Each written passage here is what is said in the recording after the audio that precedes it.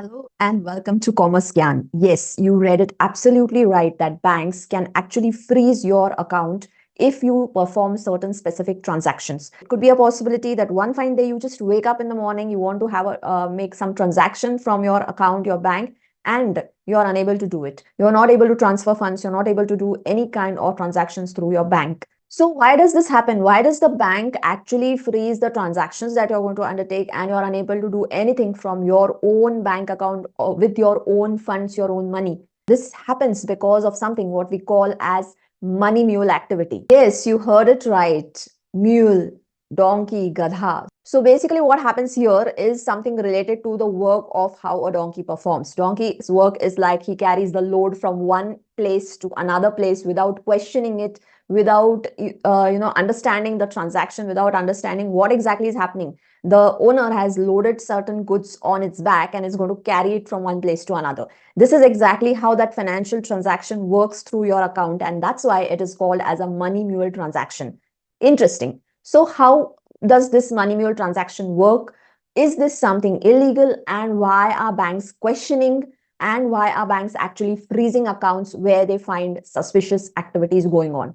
Let's move ahead and understand this. So to understand a money mule transaction, we are going to take one example, and that is what is related to a prize money. Prize money can also work in a way like they say, okay, we just want to transfer some funds in India, and we are XYZ persons from like a country, let's say United Kingdom. And from UK, we want to transfer some dollars for urgent help to some person in your town. So that person could be in emergency need of, you can say, funds for medical or anything. And they may tell you that, okay, please help us transfer this fund to XYZ person. And then there could be some people who get trapped in this particular concept. And at the same time, not just that you are asked to transfer the funds, they will also say that, okay, please keep some amount in your own account as you can say our prize for helping out. So they say, okay, I will transfer $1 lakh into your account, and you can keep $10,000 for your own and transfer $90,000 to the person ahead. So what is happening in this transaction could be a fraud. You don't know the person, you don't know what is the source of the fund, but they are using your account. So what are you doing is you are acting like a financial mule for such people, where you are transferring illegal funds from one place to another. There is one more interesting activity that these fraudsters or people who are using the benefit of accounts where people are not much aware, and they're making those account holders mules for certain type of transactions which are, like you can say, in the format of work from home. You may have often seen pop-ups and ads which keep coming and saying that, okay, work from home, work from any remote location. You have to just probably give a few details of yourself. You need one account in that specific place. What we'll do is we just have to transfer funds. You're acting as a financial, maybe not a consultant, you could say a financial transferee or a commission agent, fund manager. They may name whatever it could, the names could be whatever it may be. But what you have to supposed to do, your work is just taking funds from one person and distributing these funds to different people in your area or the area they may specify. So you may feel, okay, this is a nice activity. What am I just doing? I'm just clicking a few things, and I have to just transfer funds from one account to the another. And I'm getting a commission, I'm getting a salary, I'm getting incentives, whatever the case may be. And I'm happy because I'm not doing much work, but still I'm getting paid. So the work looks really glamorous and really fun filled because you don't have much things to do. You don't have to spend much time also in it. But indirectly, what are you doing? You're becoming a part of this scam. You're becoming a part of illegal money transfers, and you're acting as a financial mule, a money mule in that case. Now the question arises, when is the bank going to freeze your account? And is it going to freeze your account if you're not involved in any such kind of fraudulent activities? Then will your account get frozen? The answer is banks, a few of them in India, have actually installed certain softwares which will detect legitimate and illegitimate activities of money transfers. They may pick up accounts which they feel fraudulent, which may feel they may feel that there is some investigation needed in these accounts. And that is the reason even a person whose account doesn't have any kind of illegal activity, they have all legitimate fund transfers also, may get frozen at times. The thing is that banks feel that, okay, if we don't freeze the account in time, if we don't conduct the investigation in time, then there will be multiple transfers of that money quickly, and then you're not able to catch hold of the actual person who is the, you can say, the brain behind this particular problem or this illegal money transfer. So this illegal money transfer, which is happening via the money mules, cannot be traced quickly if the account is not frozen. It may not become traceable also because the person who wants to do that illegal money transfer has already done his job and he fled. So to avoid that, even people like you and me can find a frozen bank account one fine day if we don't keep a watch on certain transactions that we are doing or the way in which we are conducting the transactions. So to be careful, to have our legitimate, to have our correct transfers done without facing any problems, we need to see ahead that how we are going to keep these accounts properly, keep our legal way of handling money in a proper manner such that we don't face problems because of our account being frozen and we being treated as money mules unnecessarily. Now, one thing that happens is there are sudden and significant increase in transactions to multiple accounts in certain cases. So if a bank or its software finds out that you have done such transaction, that you have a large lump sum amount deposited in your bank account, and as soon as it got deposited, it was transferred to multiple accounts, then you come under the purview of the bank surveillance, and basically your account can get frozen even if this is a legitimate transaction. So other factors now, apart from the multiple transfers in different accounts, could be like you change the mail ID, change your phone number, suddenly you have the KYC is not done properly. You can have unusual transactions in your account, which maybe you're doing 20 deposits and maybe 10 or 15 withdrawals in a month, and suddenly you find a massive increase in your account. This could also come under the scanner of the bank softwares or the bank officials.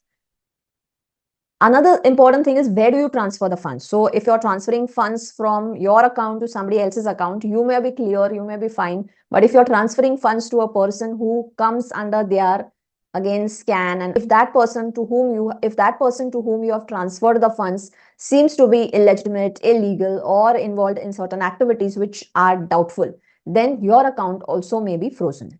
So these could be few factors why banks directly grab the account of a person and just freeze it and stop any kind of transaction till you give a detailed analytical report on it of the transactions that have happened and prove that they were legitimate. So these could be the possibilities why your account can get frozen, and it can come under the purview of the surveillance of the banks, and you may face issues because, and though your account is legal, legitimate, you're doing all transactions clean, still you may come under the head or the tag of money mule because of the way in which the transactions have taken place. So now, what if your account is blocked? You may ask me the question that what do I do if my account is blocked? Is there a way out? The only way out is go to the bank and explain the transactions. In most of the cases, you will have to submit a written representation with the details of the transactions and with your explanation along with supportings of those transactions. So let's suppose you had a huge land deal and you deposited the amount that you received in your account. And with this amount deposited, you may have to transfer these amounts to different relatives. So there could be 20 different relatives situated in different areas of India or abroad, and you had to make the transfers to those people. So 20 people, suddenly a huge amount came into your account and you transferred to 20 people, and this came under the scanner of the bank. Quite possible. So this is like a simple example of where banks feel that it could be a money mule transaction. So though it is not a money mule transaction, still you may come under the surveillance and scanner of the bank, and then you will have to explain the transaction. So what you will have to do, you will have to give them the supportive evidences for all this entire sequence of the transactions. So once you submit that, your account will be again activated by the bank, stating that, okay, fine, things are correct and legitimate. If at all, people who are doing some kind of illegal activity and actually are acting like a money mule will get trapped and will be obviously there will be fines and penalties, and they may have to face trial because of acting like a money mule. Now, there are times when you may be doing transactions on behalf of certain people and those people are not trustworthy. Maybe you're a very nice person and you could be like helping out on certain transactions, and you may not even know that I am doing a transaction which can be quoted as a money mule transaction. So you're just getting some money, like I told you in the work from home scenario. If you're getting money from the person who has employed you in your account, and this money goes forward to different people, what happens? Nothing. You're doing, like, you're not doing anything wrong from your end actually, but indirectly, unknowingly, you are participating in an illegal, fraudulent activity. So to avoid this, be cautious, be careful in every single transaction that you're doing. Don't trust people whom you don't know. And even if you know the person, you have to know their background also, like whether they're involved in certain with certain people who are doing illegal transactions. If they're doing certain wrong things, then you have to be careful if you're dealing with the money transactions from their account to your account to somebody else's account. So be careful and avoid the problems that may come your way by indirectly acting as a money mule. So to avoid being unnecessarily quoted as a money mule and your account getting blocked, you have to be very careful with every single transaction that is being done through your account. You have to be in touch with the bank in terms of KYC and other details. Sudden changes that you are making should be noted and quoted to the bank, should be noted and given, submitted to the bank. Also, at the same time, if you are having any kind of confidential information, passwords, pins, OTPs, you should not share it with anyone because they may misuse that and use your account for money mule transactions. Obviously, they may not be caught in the short run, but you will be harassed and you will be in trouble because your account indirectly acted as a money mule.